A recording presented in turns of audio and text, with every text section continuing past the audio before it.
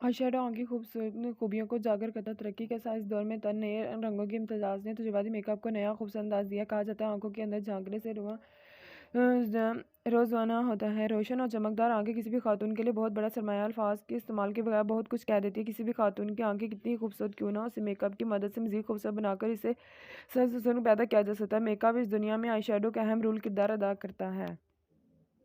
अमूमन आईशैडो शक्ल में दस्तयाब होता है। ज़ैल में आईशैडो के इस्तेमाल के बारे में चंद मशवरे दे रहे हैं। पहली बात तो ये कि आईशैडो इस अंदाज में इस्तेमाल किया जाए कि आंखों की खूबसूरती को उजागर किया जाए, ना कि इन पर बिल्कुल छपाया जाए। शौक रंगों का आईशैडो बहुत कम अच्छा लगता है। शेड को अच्छी तरह हल कर लेना चाहिए ताकि लगाने के बाद किसी किस्म के खतूत नुमाया ना हो। आंखों के मेकअप में आईशैडो का इस्तेमाल सबसे आखिर में किया जाता है।